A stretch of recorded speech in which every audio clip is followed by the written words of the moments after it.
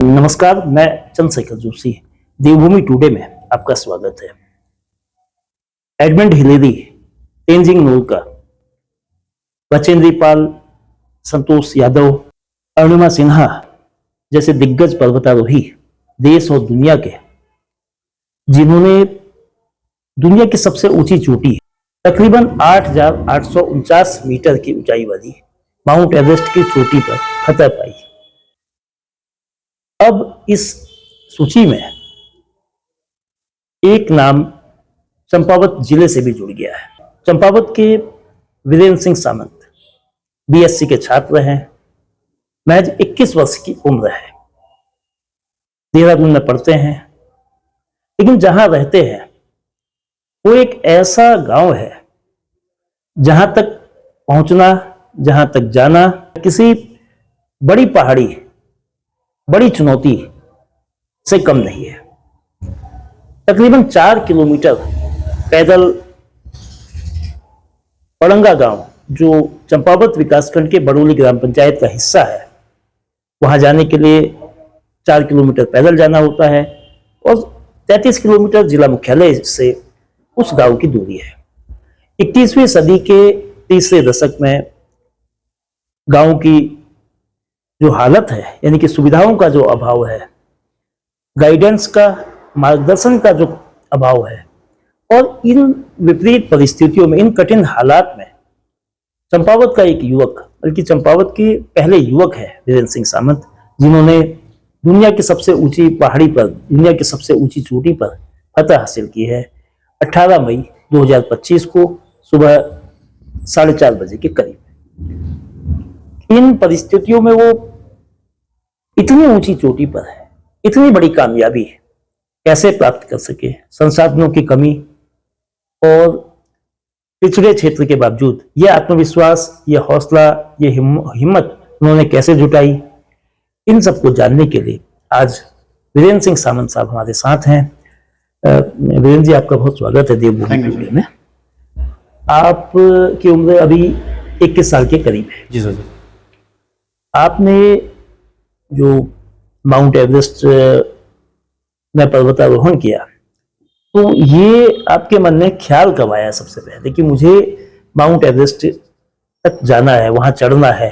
ये आसान सफर नहीं होता है, बहुत प्रशिक्षण, बहुत मेहनत, बहुत हौसला, बहुत मार्गदर्शन चाहिए। तो कैसे कुछ आपने सब कुछ किया? तो सर, ये अभी कुछ माउंट एवरेस्ट में कह सकता हूँ कि अभी की बात नहीं है। लगभग 2-3 साल हो गए जब मेरे अंदर एक ख्याल आया था माउंटेनिंग का। तो माउंटेनिंग में एनसीसी के जरिए मुझे बेसिक माउंटेनिंग कोर्स करना था, जिसके लिए मैं लगातार प्रयास कर रहा था। अपने फाइनेंशियली भी अपने खुद से मैं हेल्प कर रहा था कि अपने क्या कहते हैं सेविंग कर रहा था और एनसीसी का सहारा ले रहा था। पर मेरी किस्मत सही रही कि एनसीसी में हर 10 साल बाद एक माउंटेनिंग क्या कहते हैं माउंट एवरेस्ट का एक्सपीडिशन आता है। ये 10वां साल था। इससे पहले कोविड में आने वाला था, बट उस टाइम पे कोविड के जरिए नहीं हो पाया था।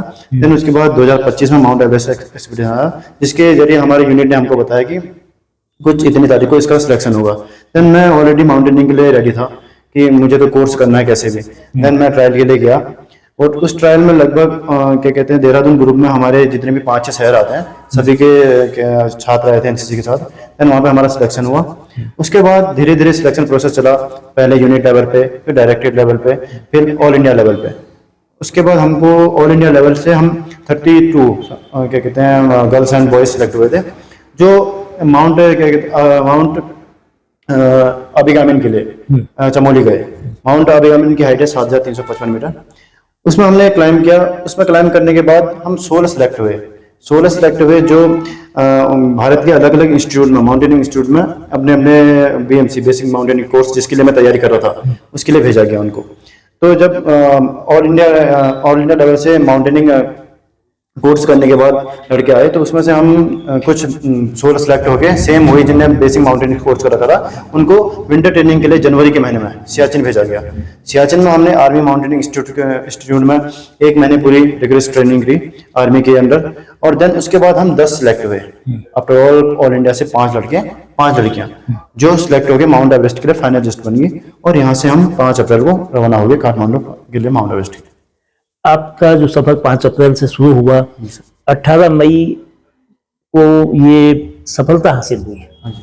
तो इस दौरान जो 10 लोगों का ग्रुप था, इसमें जो सबसे कम उम्र के कौन थे, सबसे अधिक उम्र के कौन थे, और जो यात्रा रही, यात्रा के कोई ऐसे अविस्मरणीय अनुभव जो उतार चढ़ाव से भरपूर हो, जब बहुत बड़ा चैलेंज आपके सामने आया हो, ऐसे कोई संस्मरण, ऐसे खास मौके आए हों जब लगा कि ये जो पहाड़ी है, ये जो एवरेस्ट है, वाकई अभिजीत है। हाँ जी। तो बताया कि 5 अप्रैल को जैसे हमारी जर्नी वहाँ से दिल्ली से काठमांडू के लिए स्टार्ट हुई। फिर उसके बाद हमारे दल में सबसे कम उम्र के 16 साल के थे और बाकी सब 20-21 के थे, हम नॉर्मल एवरेज एज के। तो मैं अपने मोमेंट्स की बात करूं तो हम धीरे धीरे मोमेंट्स, क्योंकि हम जो पूरी टीम थी उनको 1 साल हो गया था, तो एक फैमिली के रूप में हम काम कर रहे थे, एक दूसरे का साथ देना, एक दूसरे की हेल्प करना। धीरे धीरे जर्नी स्टार्ट होती थी। हम काठमांडू में रहे। काठमांडू में हमारा सर ऐसा रहता है कि हर जगह हमको एक एकोमोडेशन करना पड़ता है, तो कुछ टाइम के लिए वेट करना पड़ता है कि हमारी बॉडी उस अनुकूल रह जाए वहाँ के। तो हम 5-6 दिन काठमांडू में रहे। काठमांडू के बाद हमारी जो फ्लाइट थी वो काठमांडू से लुकला है। तो लुकला है वो दुनिया का सबसे डेंजरस जो एयरपोर्ट है। ये मूवमेंट मतलब कि सबके लिए एक नया अनुभव था, क्योंकि इससे पहले कोई गया नहीं था। तो डेंजरस एयरपोर्ट में लैंड करना तो वो एक बहुत अलग अनुभव था। और उसके बाद हमारी वहाँ से जर्नी, वहाँ उसके बाद हमारी पैदल यात्रा शुरू हो गई। जो पैदल यात्रा थी वहाँ से क्या कहते हैं धीरे धीरे बेस कैंप तक, जिसको हमको लगभग 15-20 दिन लगे। तो 15-20 दिन बाद जब हम बेस कैंप पहुंचे, बेस कैंप में लगभग 10-12 दिन हम ऐसे अपने बॉडी को ढालते रहे वहाँ के वातावरण के अनुसार। उसके बाद हमारी 1-2 दिन वहाँ पे एक खुम्बू आइस बॉल कहते हैं, जो खुम्बू आइस बॉल माना जाता है सर, वो एवरेस्ट रूट में सबसे खतरनाक माना जाता है, क्योंकि उसमें ऐसा सीन है कि जो उसके क्रेवासेस है और जो उसका रूट है वो हर घंटे कह सकते हैं या हर दिन चेंज होता है, क्योंकि उसमें मूवमेंट होते रहता है, वो धीरे धीरे पिघलता रहता है और उसका जो रास्ता है वो बदलते रहता है। और उसमें क्रेवासेस, हिडन क्रेवासेस, और उसका क्लाइंब, उतार चढ़ाव बहुत ज्यादा है। तो उसमें हर आदमी लगभग एग्जॉस्ट हो जाता है। तो वो हमारे लिए एक नया था और कहते हैं ना, थकावट वाला मूवमेंट था, वहाँ पे था। देन उसके बाद हमने क्लाइम करके हम धीरे धीरे, एक रोटेशन होता है सर, हम जब जाने से पहले एक बार कैंप 2 या कैंप 3 से वापस आते हैं, वो बेस कैंप आते हैं, अपनी बॉडी को हाइड्रेट करते हैं, देन उसके बाद दोबारा जाते हैं। तो हम कैंप 3 गए, कैंप 3 से कैंप 2 गए, कैंप 2 से वापस आए। देन अगेन हम जब समिट के लिए जा रहे थे, समिट के लिए पूरा तैयार होके जब हम 2-3 दिन बाद, लगभग हम कहेंगे 16 मई को हम जब समिट के लिए गए बेस कैंप से, जाते जाते जब कैंप 3 से हम ऊपर जा रहे थे, कैंप 3 से धीरे धीरे क्लाइम करने के बाद हम कैंप 4 पहुंचे। कैंप 4 में हमारे कह सकता हूँ कि मैं वो मोमेंट बहुत बहुत डरावना टाइप पे था, क्योंकि वो जब मैं कैंप 4 की ओर जा रहा था तो रास्ते में मुझे पहली बॉडी दिखी, डेड बॉडी। तो वहां पे ऐसा कोई आज तक ऐसा मूवमेंट आया नहीं था जहाँ पे जो पैशन मैं मतलब फॉलो कर रहा हूँ उसमें ऐसे उसी पैशन को कोई और फॉलो करते हुए मर जाए। तो वहां पे एक डरावना मोमेंट था। देन उसके बाद अपने आप को मोटिवेट करा कि जब यहाँ तक आ गए हैं तो यार एक डेड बॉडी तो हमको नहीं रह सकती। तो धीरे धीरे कैंप 4 से हम शाम को 6 बजे तैयार होके, उसी दिन कैंप 4 में शाम को 6 बजे तैयार होके गए समिट के लिए। समिट जाते जाते माउंटेनिंग में ऐसा होता है कि हम क्लाइम करने की पूरी तैयारी करते हैं, पर हमको नहीं पता कि नया माउंट हमारे लिए कैसा होगा। तो हम जैसे क्लाइम करते रहे, करते जब 4:46 समथिंग मेरा सबमिट हुआ, थोड़ी देर में सनराइज के लिए वेट करा। सबमिट करने के बाद जब नीचे को आ रहा था तो जैसे हमारे यहाँ नॉर्मली बड़े बड़े शहरों में ट्रैफिक लगता है, तो माउंटेनिंग में भी एक ट्रैफिक जैम लगता है कि कुछ लोग ऊपर से आ रहे होते हैं और कुछ लोग नीचे से आ रहे होते हैं, और जो रास्ता होता है बहुत संकीर्ण होता है। तो एक बार में एक जा सकता है या फिर एक आ सकता है।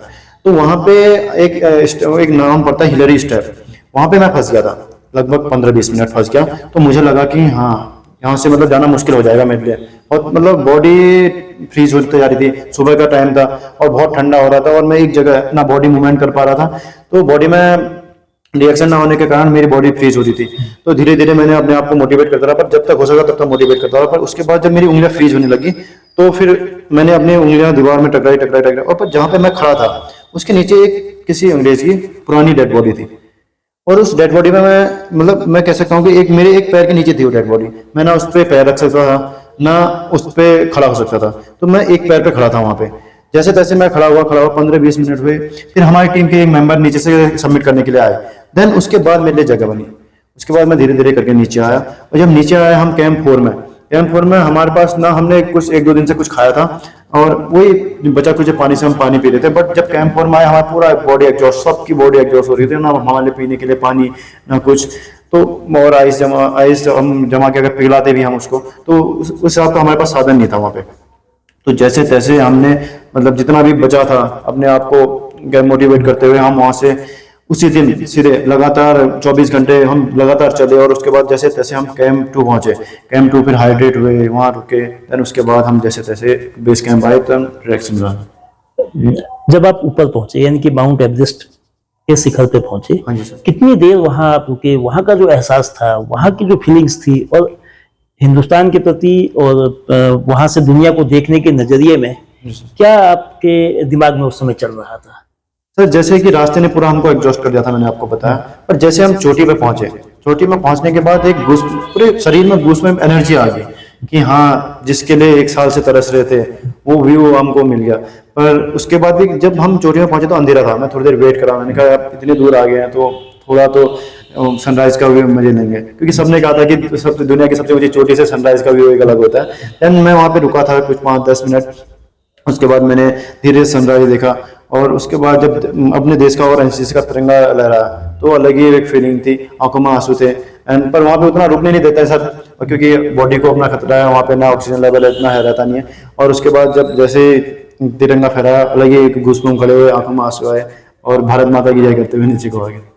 जब आप माउंट एवरेस्ट में पहुंचे, अब वापसी का समय जब हुआ, तो यात्रा जाने में ज्यादा जोखिम भरी महसूस हुई या वापसी में आप लोगों को ज्यादा चैलेंज महसूस हुआ? सर चैलेंज तो हर पड़ाव पे था, बट मेनली मैं मानता हूँ कि हम नीचे को जब आते हैं तो नीचे को ज्यादा चैलेंज रहता है, क्योंकि जब हम ऊपर को क्लाइम करते हैं तो क्लाइम करते हुए हमारे पास एक रोप होती है और उस पर हमारा एक एंकर लगा होता है, सेफ्टी एंकर कहते हैं जिसको, सेफ्टी एंकर लगा रहता है। अगर और जुमार लगा होता है, अगर बाई चांस हमारा पैर या कुछ फिसल जाता है तो वो जुमार हमको क्या कहते हैं नीचे नहीं जाने देता।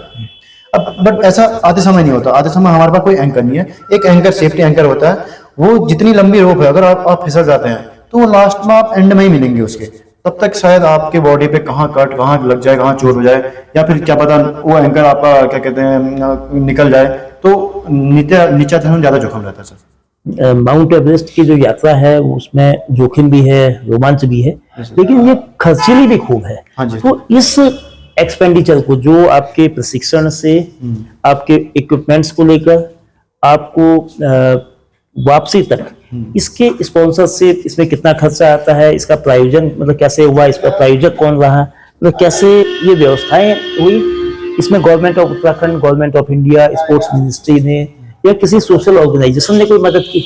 हाँ जी सर, तो माउंट एवरेस्ट सर दुनिया की सबसे ऊंची होने के साथ साथ खर्चीली भी कह सकते हैं कि आज लगभग अगर एक नॉर्मल आदमी को अगर माउंट एवरेस्ट पे क्लाइम करना है तो उसके पास 40 से 50 लाख रुपए होने चाहिए। तो मैं एक एनसीसी कैडेट हूँ, तो हमको जो करा कि NCC cadet, NCC DG NCC हमको रिस्पॉन्सर करती है सर, हमारा जो पूरा खर्चा है डीजी एनसीसी ने हमको दिया। हमारा इसके लिए हमने सिलेक्शन प्रोसेस, जैसे मैंने आपको बताया, सिलेक्शन प्रोसेस चली, उसके बाद जो फाइनल हमारी टीम बनी उसको पूरा रिस्पॉन्सर डीजी एनसीसी या फिर कह सकते हैं इंडियन गवर्नमेंट ने रिस्पॉन्सर करा। आप जो कि अभी पढ़ाई कर रहे हैं हाँ जी। और आपके सामने एक लंबा फ्यूचर है, खेल से रोजगार, खेल से उन्नति का जो शिखर है उसको पाने के लिए कोई प्रयास, कोई पहल किसी संगठन के द्वारा, जो सामाजिक संगठन हो, गैर सरकारी संगठन हो, या किसी मिनिस्ट्री या गवर्नमेंट की ओर से कोई प्रयास हुए हैं? क्योंकि इस बार 38वें राष्ट्रीय खेल भी उत्तराखंड में हुए हैं और खेलों को बढ़ावा देने के लिए सरकार भी तमाम दावे, तमाम बातें कह रही है।